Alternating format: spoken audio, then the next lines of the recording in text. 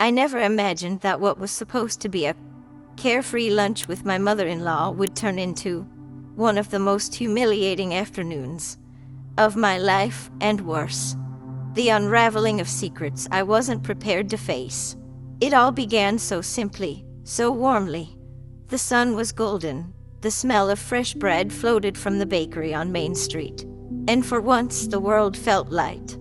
Margaret had called me the night before, her voice brisk but inviting. "Let's go out tomorrow, dear. Just us. We never get the chance." I said yes immediately. Margaret was complicated. Sharp-tongued one moment, surprisingly tender the next.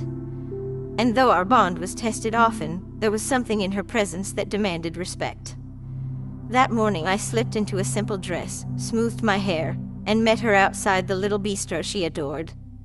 Checkered tablecloths, sunlight through wide windows, potted plants along the wall. It was the kind of place where people smiled easily, and where ordering the special of the day always felt like a safe bet. By the window, Margaret declared, already moving. She never waited for permission, never asked. She simply decided. That was her way. We ordered iced tea, soup, bruschetta.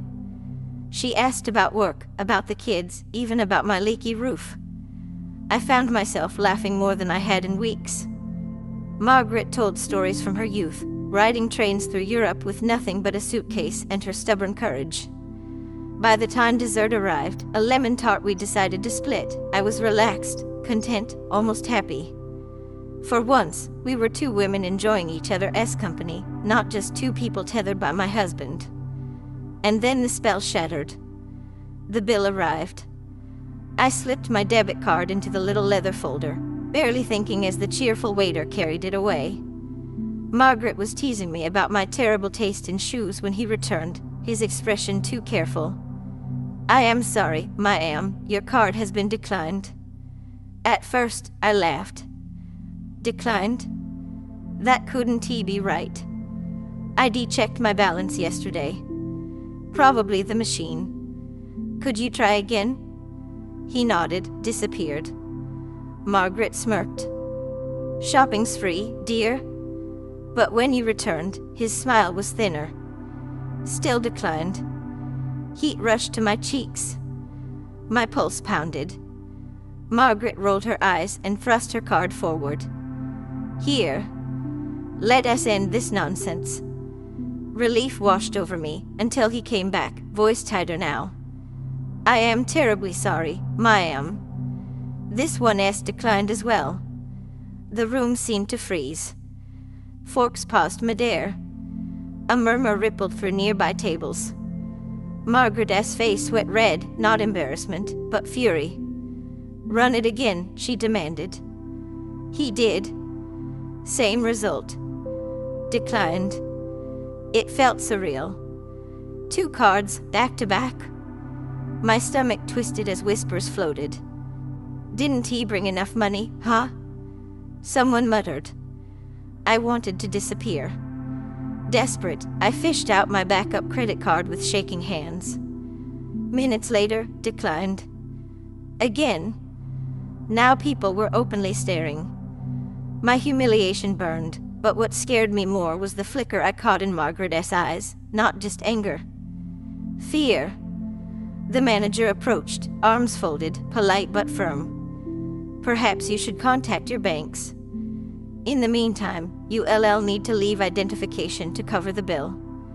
The sting of his words cut deeper than the whispers. My fingers trembled as I slid my driver's license across the table. Margaret scattered coins, muttering under her breath. We walked out under the weight of a dozen stares. Margaret's chin was high, but her steps faltered. Once outside, she turned to me, her voice sharp but trembling. "This is not just a glitch. Both our cards. At the same time? No. Something's wrong." Her words sent a chill through me. This wasn't embarrassment anymore. It was warning. And though I didn't know it then, that humiliating moment in a cheerful bistro was only the opening crack, the first sign of a much deeper break in the life we thought we knew. The car ride from The restaurant to the bank was one of the longest, heaviest silences of my life. Margaret sat stiffly in the passenger seat, her gaze locked out the window, refusing even to glance in my direction. Her scarf fluttered slightly in the cool air from the vent, but she didn't adjust it the way she usually did. Pride had been wounded, and with Margaret, that was more dangerous than anger. I gripped the wheel, trying to focus on the road, but my thoughts spun. Cards don't just get declined, especially not all of them, all at once. I had money. I knew Margaret had money. The whole thing smelled wrong. Finally, she spoke, her voice clipped, brittle as glass. I don't like this. Not one bit. It feels deliberate. Deliberate? I asked cautiously, glancing at her. Her chin lifted. Yes. Too neat. Too precise. Both of us at the same time? Don't insult me by calling it coincidence. Her words stung, but deep down, I couldn't disagree. Still, I clung to logic like a lifeline. Maybe the bank flagged something. Fraud detection. Or a system glitch. Margaret snorted, sharp as a whip. Glitches don't humiliate people in front of an entire restaurant. Her sentence sat between us like a blade. I couldn't argue, so I didn't. When we walked into the bank, the sudden blast of air conditioning raised goosebumps on my skin. The place was hushed, carpeted in gray, sterile and unwelcoming. We approached the counter. The teller, a young woman with kind eyes, greeted us with a professional smile. How can I help you today? I explained, my voice steadier than I felt. Margaret stood beside me, arms crossed like a fortress, her eyes fixed on the teller as if daring her to give the wrong answer. The teller tapped at her keyboard, frowned slightly, then said, "May I have your card, please?" I slid mine across. Her fingers clacked the keys again. Then, barely noticeable, but I caught it, her eyes widened. Could you wait just a moment? I need to speak with the manager." Margaret's lips pressed into a razor-thin line. I don't like the sound of that. The teller vanished into a back office. Through the frosted glass, we saw blurred shapes, muffled voices. Each passing second stretched unbearably, like being trapped in a ticking clock. When she returned, a man in a navy suit followed her, the branch manager. His smile was polished, his handshake practiced. "Mrs. Taylor? Mrs. Bennett? Please, come into my office." The air inside was heavier, blinds half drawn to dull the sunlight. He gestured politely for us to sit.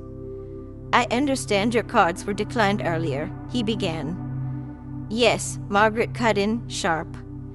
"And I want to know why." He nodded, folding his hands. We checked both accounts. It appears there have been multiple unusual transactions in the last 48 hours. High-value purchases. Out-of-state charges. Our fraud prevention system automatically froze the cards. My heart dropped. Unusual transactions? What kind? He slid a sheet of paper across the desk. Margaret snatched it first, scanning quickly, her face darkening. I leaned in. Jewelry stores in another city. Hotel bookings. Car rentals. Thousands of dollars in charges. "That's not mine," I whispered. "Nor mine," Margaret snapped. The manager kept his calm smile. "That's why the accounts were locked. We launch an investigation." Margaret's voice rose, shaking. "So someone drains our accounts, and we re the ones humiliated like criminals in a restaurant?" His apology was smooth, but I barely heard him. My brain buzzed, trying to make sense of it. Out-of-state hotel rooms. Jewelry. Luxury. Who could possibly? Then a memory stabbed me. A whisper. Daniel, my son, speaking on the phone weeks ago. His voice low. "Don't worry. She'll never know. I'll take care of it." I debrushed it off at the time, assuming it was work or something private between him and his wife. But now, those whispers weren't harmless anymore. They echoed in my ears with sinister weight. Margaret's jaw tightened. Her hand clenched around her handbag as if guarding what little was left.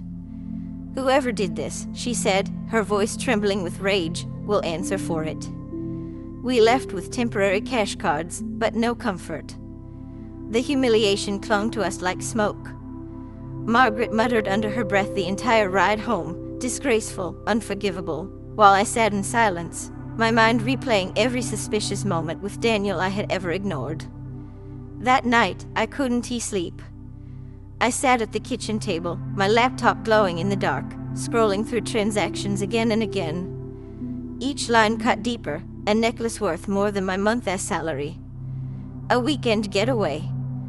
A rental car ID never driven. I rubbed my temples, dread crawling up my spine. At one point, I pulled up Daniel's social media. And there it was. A photo. Him, beaming at a rooftop bar, champagne glass raised. His wife beside him, draped in designer clothes. The caption read, "Living the dream. Nothing but the best for us." The dream. Nothing but the best. The timing matched. The purchases matched. My stomach turned to stone. The next morning, Margaret's voice crackled through the phone, cold and certain. "It as him." I swallowed hard. "You saw it too?" "Hotel bookings under his name. My account. My money. He didn't even bother to cover his tracks." Bold as brass.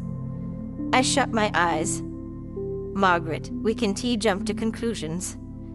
Maybe there is another explanation." Her voice snapped like a whip. "Another explanation? Your son has been helping himself to what isn't his. Do you need more proof? Then let us confront him." Her fury left no room for argument.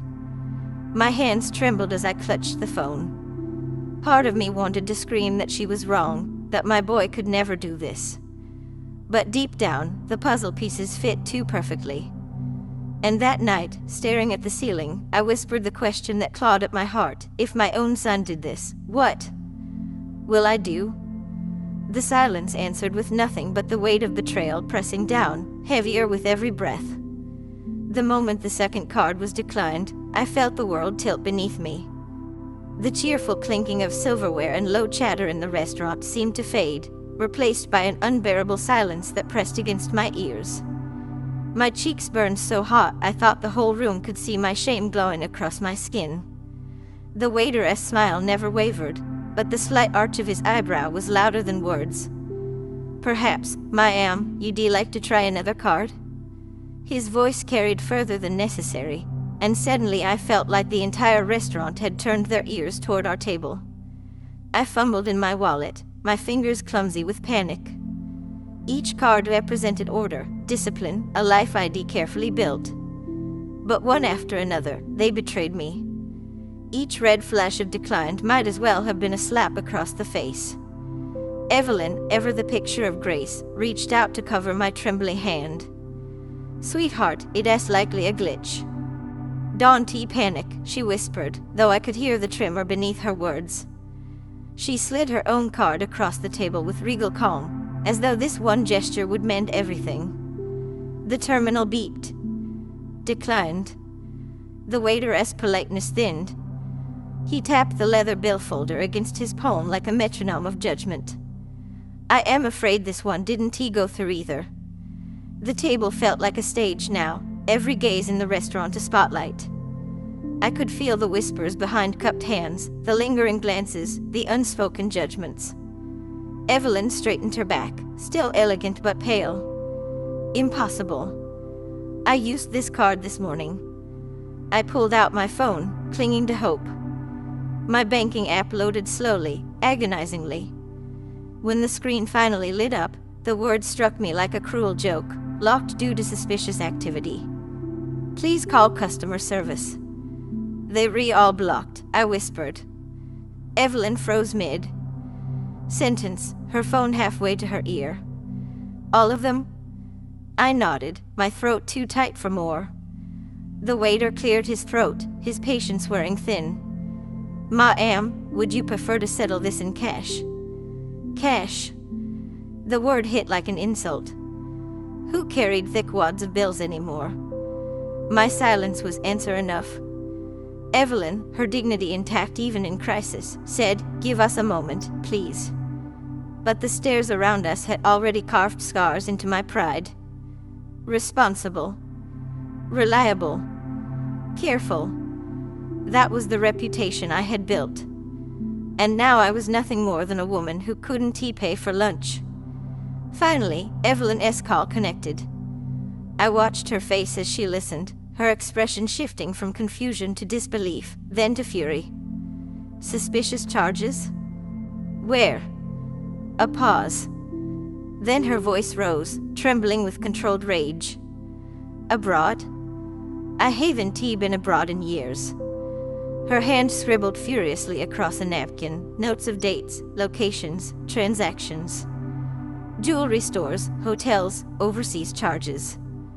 Her eyes flicked to mine, sharp as daggers. They said not just my account, yours too. Multiple accounts. All frozen. Linked accounts. I repeated, a chill crawling up my spine. But we don't share accounts. Before Evelyn could answer, the waiter returned. His tone was firmer now, no longer draped in courtesy. Ma'am, we do need to resolve the bill. If there is someone you can call. The implication was clear. If we didn't pay soon, this was about to become even uglier. Evelyn leaned closer, her voice low, urgent. Listen to me. This isn't random. Someone is targeting us. And if our accounts are all frozen, then whoever it is, they reach close enough to know exactly how to hurt us. Her words struck deeper than the humiliation ever could. Targeted. Betrayed. Controlled. And as the restaurant's laughter and chatter swirled mockingly around us, I realized this wasn't about lunch anymore. It was about power. About someone pulling strings in the shadows.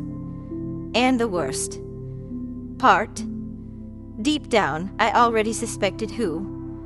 The moment the waiter walked away again, I felt the pressure in my chest finally snap.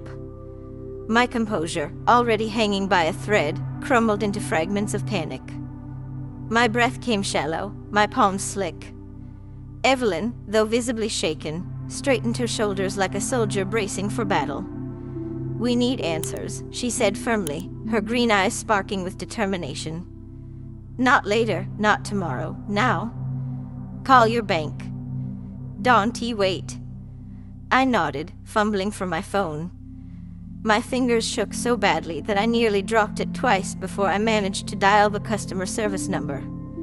The robotic voice on the other end felt like a cruel joke, every menu option dragging me deeper into frustration. By the time I finally reached a human being, my patience had worn thinner than tissue paper. Hello, this is Sarah Williams, I snapped, louder than intended. All of my accounts are frozen, and I need to know why.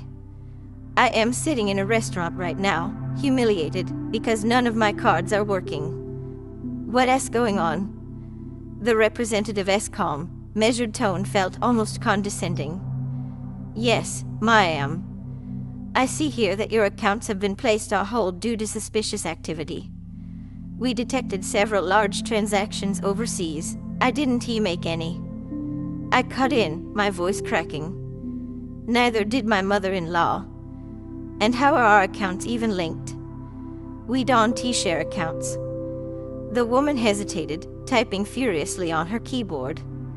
Our system flagged overlapping information. It appears both of your names are connected through what? I demanded. Through a joint financial application filed approximately 6 months ago, she said carefully. From our records, it looks like someone used both of your details together for a shared line of credit. My breath caught. 6 months ago? Joint application? That was impossible.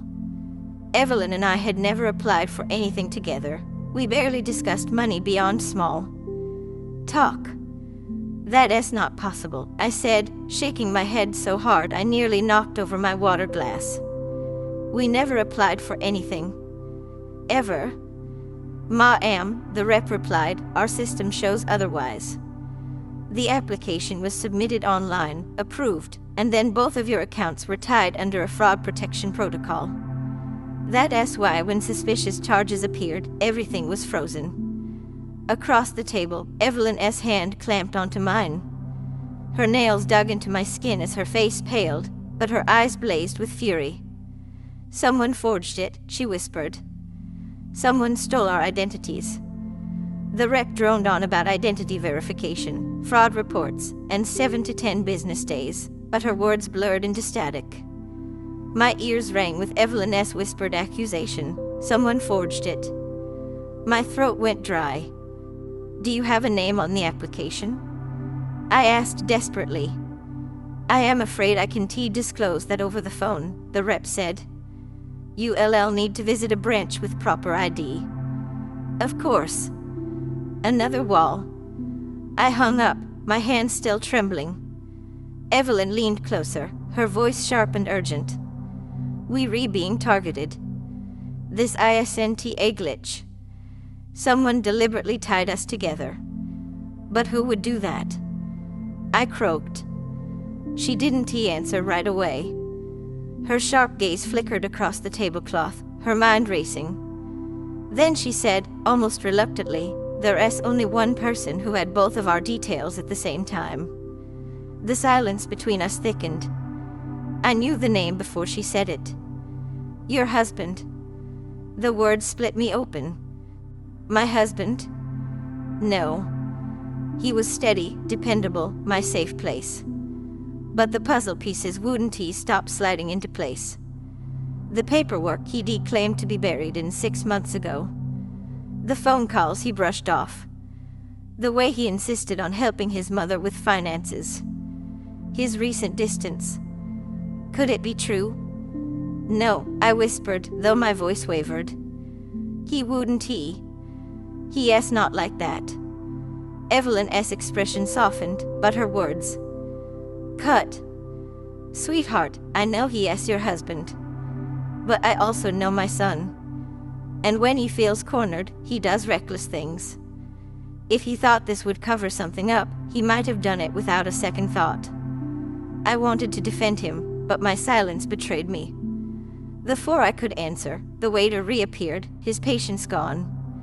His voice was clipped, professional courtesy stretched paper thin. Ma'am, I do need some form of payment. If you can provide it, I'll have to involve management. The room spun. I could feel eyes on us, forks pausing midair, whispers starting at nearby tables. My humiliation was a living thing. Evelyn lifted her chin with dignity.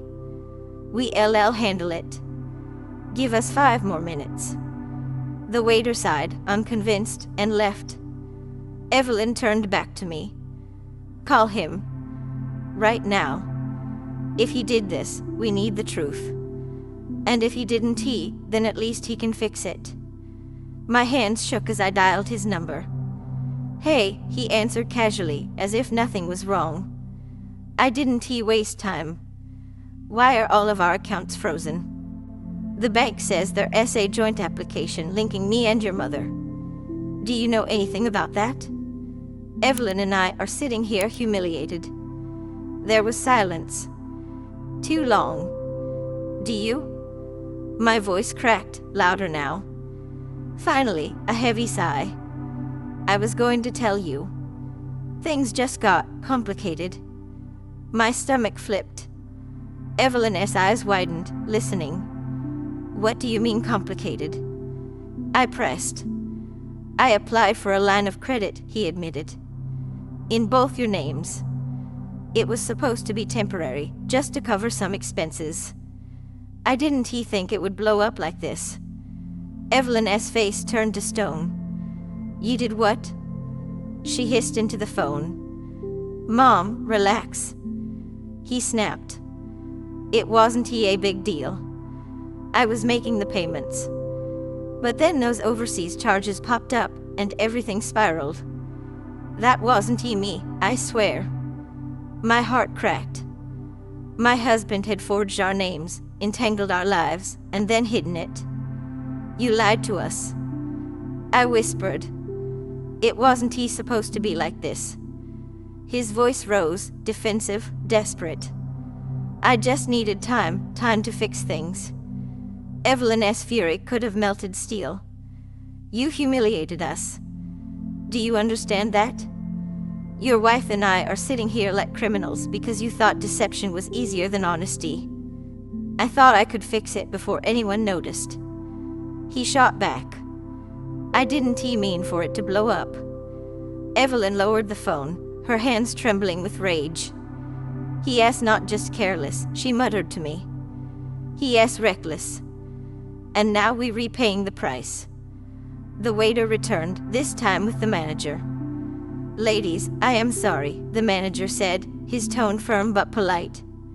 If you cannot provide payment, we need another arrangement. Perhaps you could leave an item of value, or... He hesitated. We may need to involve authorities. Every whisper in the restaurant seemed to hush, every gaze drilling into me. My private life had collapsed into public spectacle.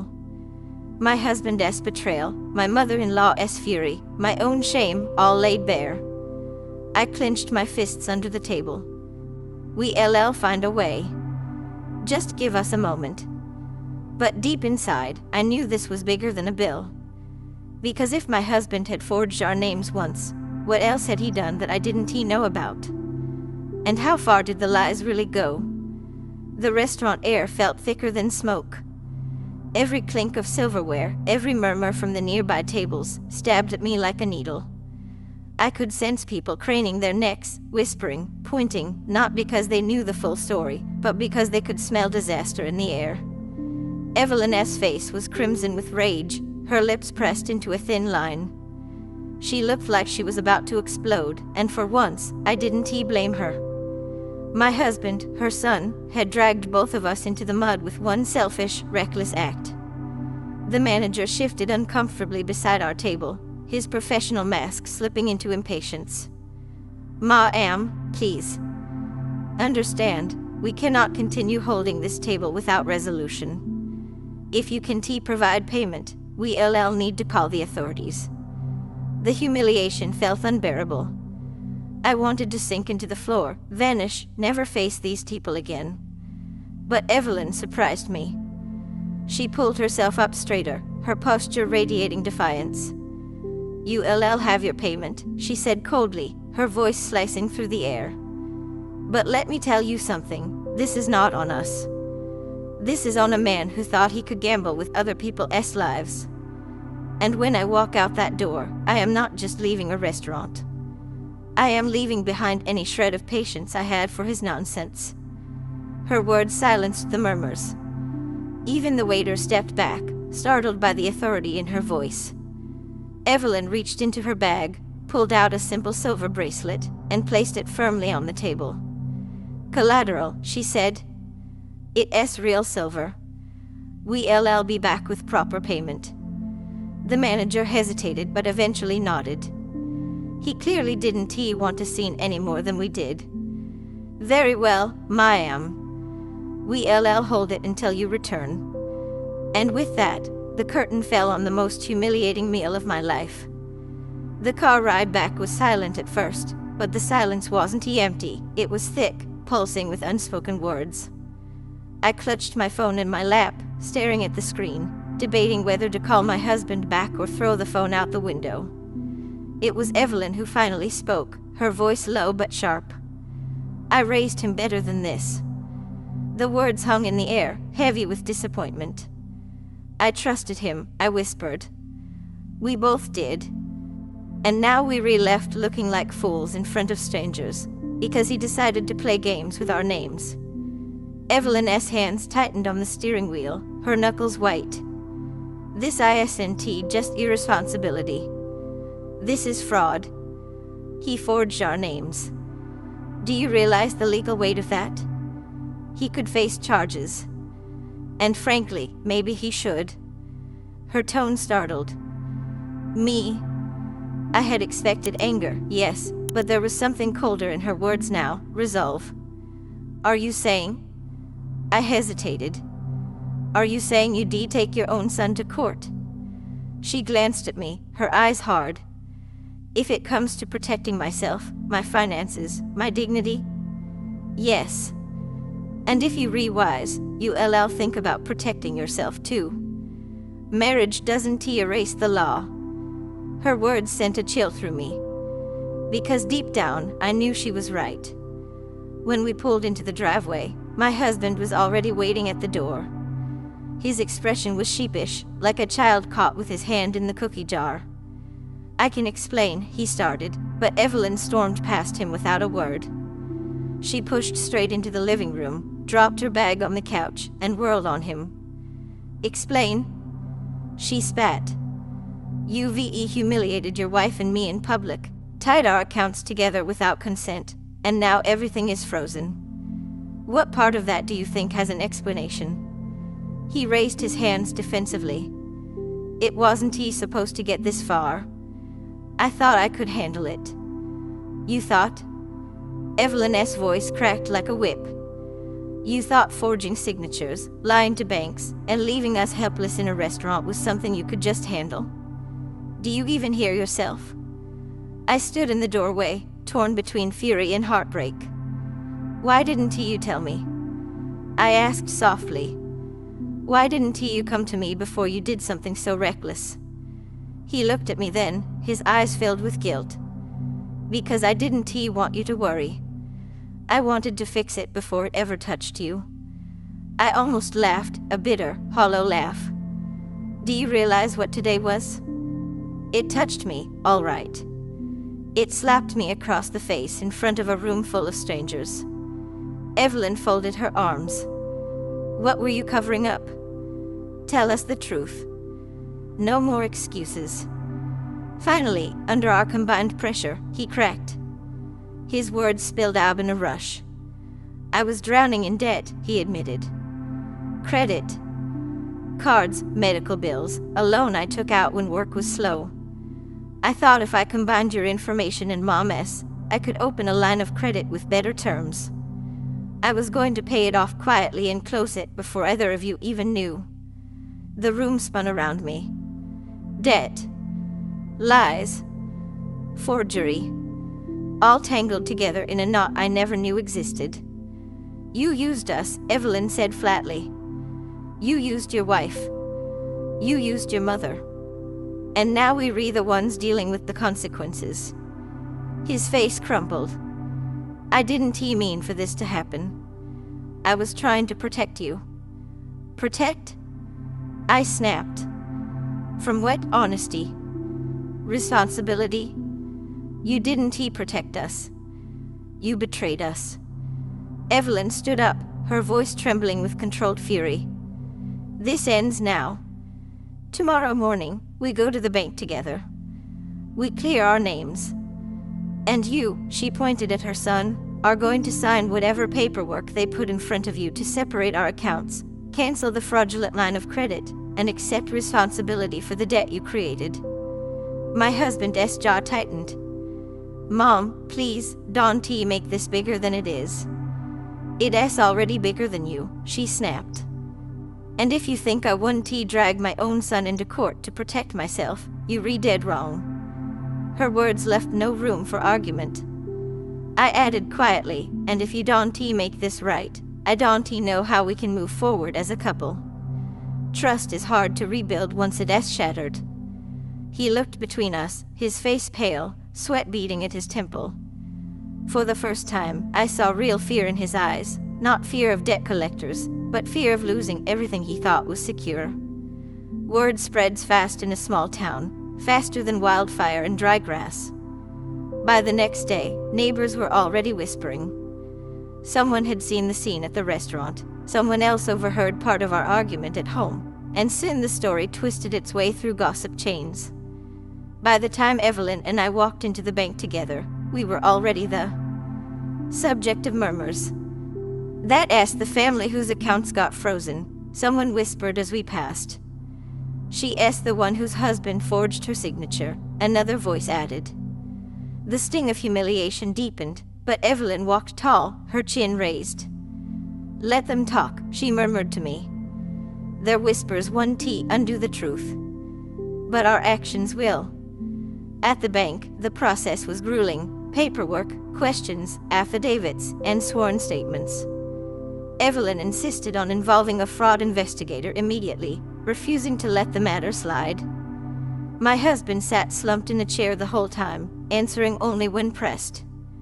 Every signature he scrawled was another admission of guilt. Every paper he signed stripped away more of the illusion he had tried so hard to maintain. That night, the tension in our home was unbearable. Evelyn barely spoke to her son, retreating to her room without her usual goodnight. I stayed in the kitchen, staring at a cup of cold tea I couldn't bring myself to drink. When my husband finally approached me, his face was etched with regret. "I am sorry," he whispered. "I never wanted to hurt you." I looked at him, my heart heavy. "But you did. And sorry doesn't erase betrayal." His shoulders sagged. "Can we move past this?" I shook my head slowly. "Only if you're willing to do the hard work. Counseling, full financial transparency, and accountability, not just to me, but to your mother too. You broke something fragile, and if you want to fix it, you'll have to earn back every piece." His silence was telling. Whether he had the strength to rebuild, I didn't know. But one thing was certain, nothing would ever be the same. Later that night, Evelyn joined me in the kitchen.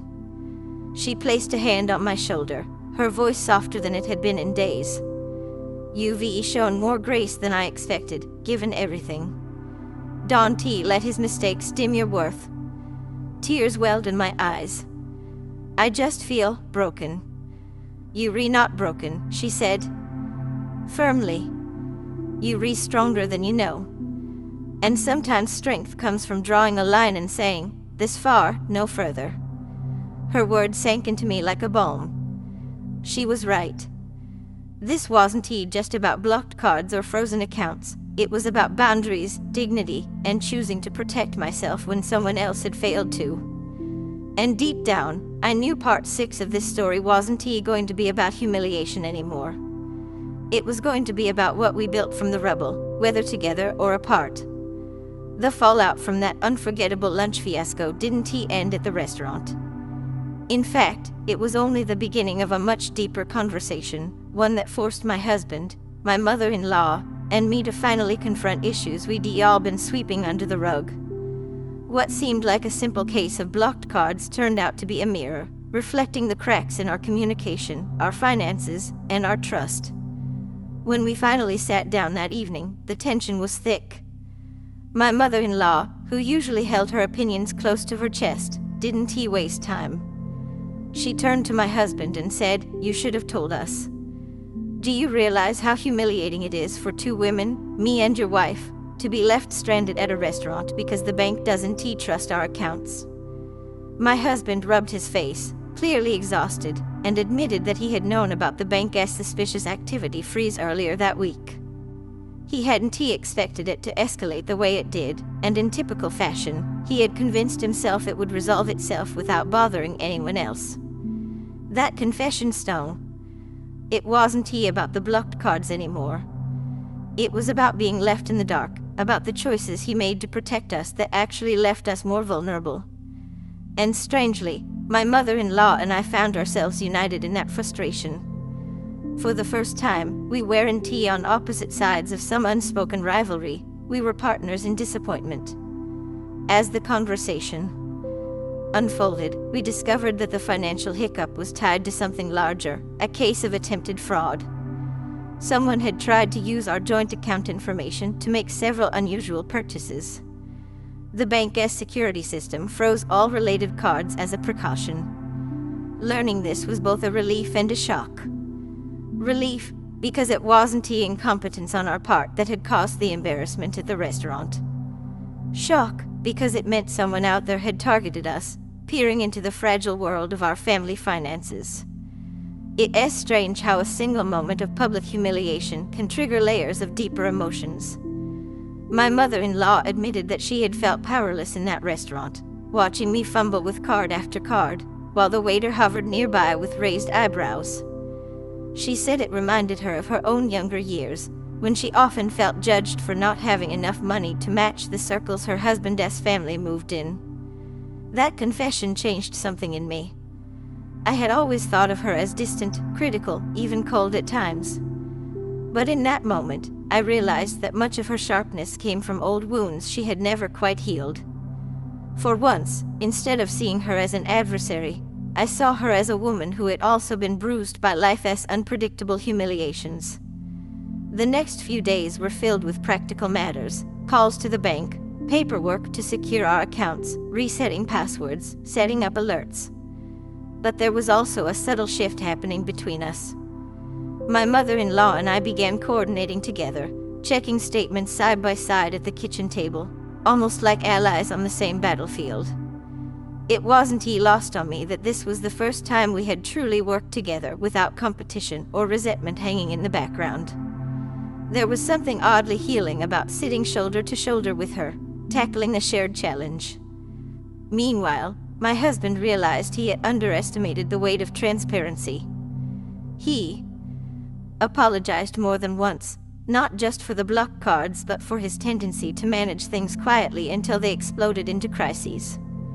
I could see he was genuinely shaken by how quickly trust could erode in silence. What surprised me most was how often that lunch scene replayed in my mind. The waiters whispering, the glances from nearby tables, the awkward silence as I called the bank from my phone with my mother-in-law leaning close to listen. It was burned into my memory. But here's the odd part: with time, that humiliation became strangely empowering. Once you survive a moment like that, there's little left to fear. The worst had already happened. I had been embarrassed in public with my mother-in-law as a witness. And yet, life had gone on. We hadn't crumbled. If anything, we had come out stronger. It made me rethink how much energy I had wasted over the years worrying about what she thought of me, or how others perceived our family dynamics. That lunch had stripped everything bare. When the illusion of control was shattered, what remained was real, the messy, flawed, imperfect but enduring bond between people who, whether by love or by law, were tied together. Looking back, I can identify several lessons that came from that ordeal. Transparency matters. Keeping quiet in hopes of avoiding conflict often backfires. If my husband had told us sooner about the bank issues, the restaurant fiasco might have been avoided altogether. Shared vulnerability builds bridges. As humiliating as it was to stand there with declined cards, that vulnerability created an opening for my mother-in-law and me to connect. Money reflects more than numbers. Finances aren't just about dollars and cents. They carry history, pride, insecurity, and sometimes even trauma. Ignoring that emotional layer can leave scars unhealed. Family requires rechoosing. Marriage doesn't just join two people, it intertwines entire families. Moments of crisis force us to decide whether we'll resist that entanglement or embrace it, flaws and all. Weeks later, once everything had been resolved with the bank and new cards were issued, my mother-in-law surprised me. She invited me out to lunch, just the two of us, at the very same restaurant where we had faced our ordeal. When the bill came, she insisted on paying. This time, her card went through without hesitation. She laughed and said, "See? We've redeemed ourselves." It wasn't just about the meal. It was about rewriting the story. Where humiliation had once defined that place, now laughter and a sense of solidarity lingered. I realized then that crises don't just disrupt life. They also have the power to reframe relationships. What had once been a tense, brittle bond between me and my mother-in-law was slowly softening into something more human, more forgiving. Sometimes the universe delivers its lessons in the most inconvenient, embarrassing packages. If you had told me that morning that by evening I'd be grateful for blocked cards and unpaid bills, I would have laughed in your face. But now, I see it differently. That day forced me to look past appearances and confront what really mattered: honesty, resilience, and the surprising strength that comes when two women, so often positioned as rivals, learn to stand side by side. Our cards may have been frozen, but in a strange twist, our relationship thawed. And in the end, that was worth far more than any meal we could have bought.